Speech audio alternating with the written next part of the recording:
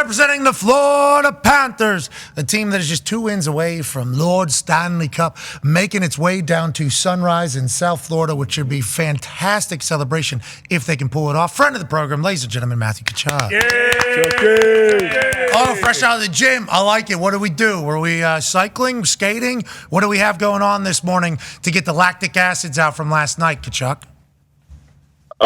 Thanks for having me on again, guys. But today it's nice having the kind of like that little extra day. So today we come into the rink, had a little bit of a meeting, more of like hit the lower body a little bit, go on the bike, try to feel good, and then tomorrow practice, get moving again, and then the game the next day. So it's good to just come to the rink every day, whether it's 2 days before or day before game day. So it's good to see the guys. We're in a good mood today, which is always nice, and get some work in, and then get on with the rest of our day. Long season, obviously, when you get to this point, you and the Edmonton Oilers have played more than anybody. That's just natural, makes it. But you're around each other more than anybody, too.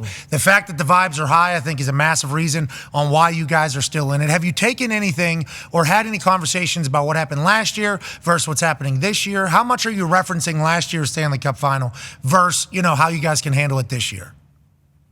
Yeah, our coach said it best. We deserve to talk about last year with the success that we had, but then there's stuff that you got to learn from. So we definitely referenced last year. I wouldn't say a lot, but enough.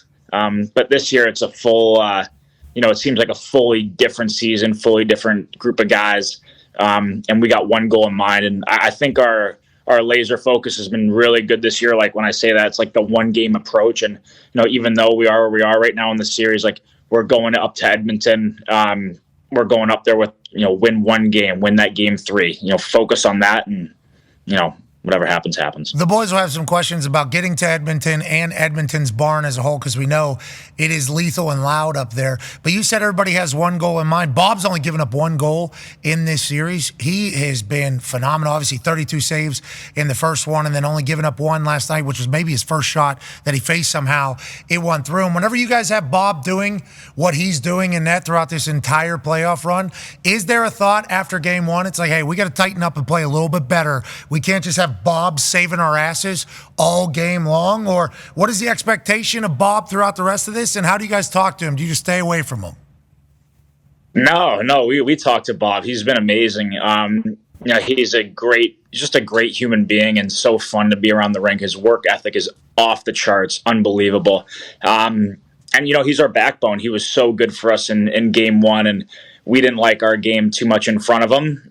We picked it up in the third period, and I really felt that third period kind of bled into game 2 for us. And last night I thought we were strong from start to finish, including Bob. The one goal that Bob let up was his first shot, and it was a 2-on-1. Like, that's not how you draw it up for us. I'm sure he wasn't too happy about that, but we really tightened it up in game 2 compared to game 1, and we really liked our game. But that's in the past now. You move on. You try to win your day. That's been the message all playoffs long, is win your day, whether it's a recovery day, practice day, or game day. So today's a recovery day for us. Go win it and come back tomorrow better. Hey, you're winning this appearance right now, isn't he? Oh, yeah. Man. Oh, yeah. Let's finish this off. Let's have a good appearance on the program here. Let's win this thing. Last night in the first game as well, saw you get punched in the face by Evander Kane. McDavid got you last night. There was a couple hits, that the Edmonton Oilers had on your Florida Panthers team. And I think we all kind of have a conversation right there, right in the mouth from Connor McDavid, which I know you love. That is something that you enjoy and hockey fans absolutely love. But you guys are known as like a physical team, fast team, obviously not scared to mix it up. There was a little bit of a run last night too. Somebody kicked a boot, right here, short left sides. Boom! Ooh. Vogel with a leg kick to the leg. There was a 5-minute penalty enforced on that particular one. Then later, there's a potential right with a stick to the mouth here in the lower right corner. Dirtbags. Boom, he's down. Hold on, they'll show a replay here in a matter of like 15 seconds after a scrum takes place where there's another shot, that's Barkov down, who's obviously leader of the squad. Whenever a team is doing something like this, how do you guys address it? How do you talk about it? And do you expect it because of the style in which you guys play? Other teams know that they have to show up and kind of match the physicality. Well, I think we're, for us, we are a fast team. We're a physical team. We protect each other, but it's all whistle to whistle. We really don't want to get involved in anything after the whistle with these guys or really with anybody.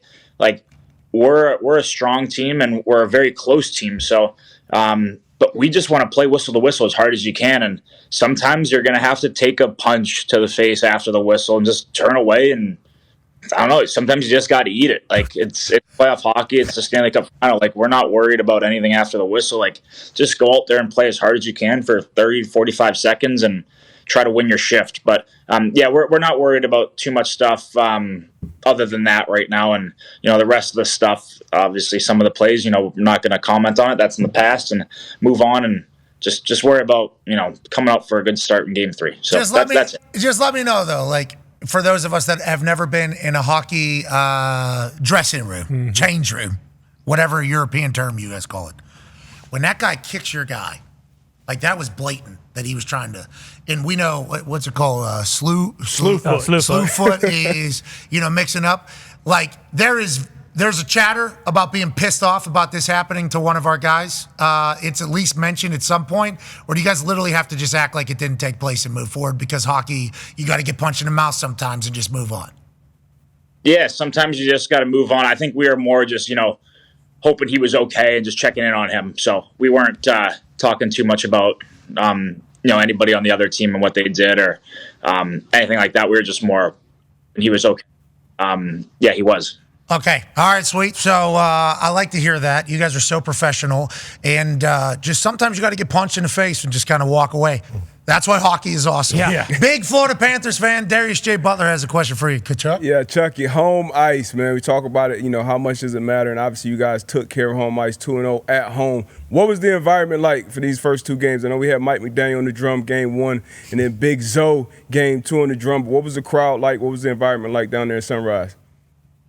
It was amazing from start to finish. Every game. I mean, we had I think DJ Khaled was performing before yesterday's game out in the parking lot. Got the fans going before the game even started. But like seriously, like when I'm showing up to the rink, like 3.5 hours before the game, like there's people out there tailgating, getting ready to go, like cheering you on as you're just driving into the parking lot. Like the support is so good right now, and it has been since I've been here. And obviously, I think with the Stanley Cup Final, it just it ramps up a bit. They've been incredible. That's all I can really say. It's been incredible. Did you meet DJ Khaled?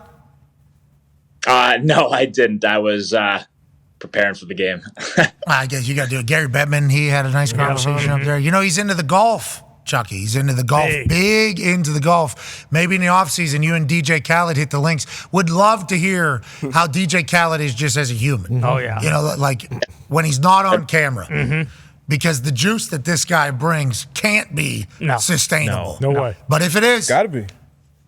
That's why DJ Khaled's a different animal. It's DJ Khaled football. Yeah, you're right. That is DJ Khaled football. Connor's got a question for you, Chucky. Yeah, Matty, I'm not really sure how it works, but after, you guys take a 2-game lead in the Stanley Cup Finals, is there any expectation that going into Game 3, the Oilers might, mix it up? Like, will you guys go back and maybe watch film of when they do play a different style of hockey, or is this one of those things where they trust what they do, you guys trust what you do, and then it's just, hey, let's drop the puck and see what happens again? I know this just might sound like a really, simple take, but like we're going in there to win that game. Like just go and win the 1-game mindset. I'm sure they're thinking the same thing, but we're really not, overthinking or thinking they're going to do something different. I mean, they're there for a reason. We're here for a reason, and we really just have to. It's such a cliche. We have to play our game, and we have to play it from the start. And we've been a good team as games go.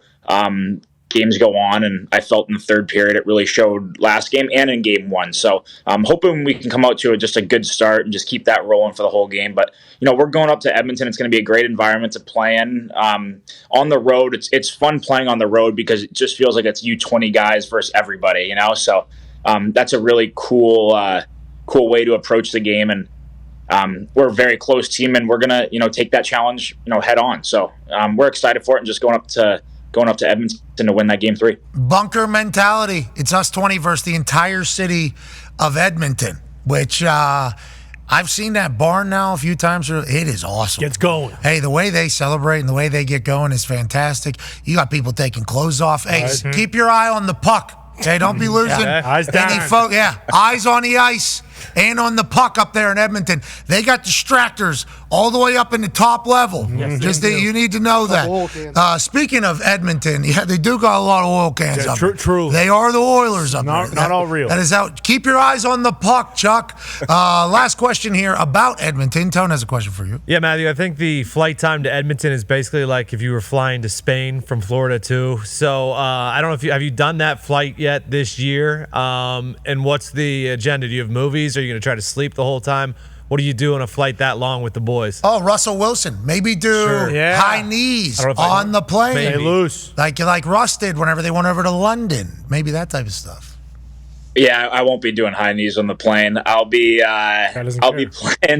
playing some poker. Our team loves playing cards, so we'll probably. I know exactly what's going to happen. We've been saying how we're going to take a break halfway through the plane because nobody can play poker for like 5.5, 6 hours, but I don't know. We're going to be playing the whole time, I'm sure. And what game? What do we play?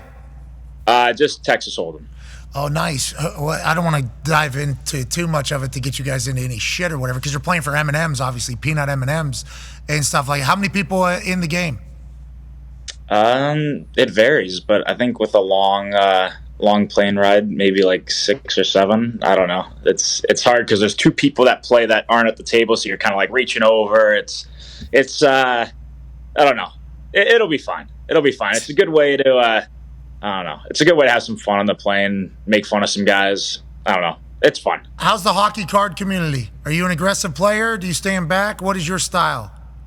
No, I kind of I'm sitting at the I'm not sitting at the table, so I only play the hands where I've got a good hand where. That's smart to say publicly here. That's a smart play. I'll be bluffing my first hand now. yeah, absolutely. Got to make a play. Those playing card games are interesting because people's cards are pretty. There's a lot of exposure to potential cards, especially if you got 2 people that aren't at the table in that entire thing. How is the hockey community? For instance, we got a couple AJ Hawks in the football card community. Menace. Absolute menace. The worst. Dealing, table talking, everything you can possibly do that is like, you shouldn't do that. AJ Hawk does it. He's not the only one. How is the hockey card community? Pretty respectful? We're not trying to, Yeah, it's very respectful. It's a lot of table talk, though, which pisses off a few people, but I don't know. I think it's funny. Yeah, it is. Poker's great. Cards are the best. Yes. Cards have been around for so damn long, and you just eat up time. So you ever play euchre? You ever play the game euchre? Yeah. Yep. Spades? Yep. Bourrée? I have not. Oh, how about Tonk? Yeah, let's keep Bourrée out of the NHL plays. Till that salary cap goes up a little. Which it is. Congratulations. Salary cap's going up. Numbers, views. What do you play Tonk? No, we don't. I think it's fun though. It's almost like cards on the plane is been going on forever, probably since the NHL started. So it's you got guys wanting to play at the table but can't quite get in, and then they're watching the games, and I don't know. It's like a pecking order for getting in at the table. So it's fun. Then there's another table closer to the front of the plane that plays 7 up, 7 down. I think that's mainly the Euros. So. Oh, I don't think I know that name. I don't think. Yep, that's a good one. 7 cards up, 7 cards down. Yeah. Classic Euros. How many people are playing? How many cards do we got? Hell? So I think 6 or 7 guys are playing there, right? I think that math. Yeah, we're down to 2 cards at the end of that thing. All right. Well, good luck in the card game for sure.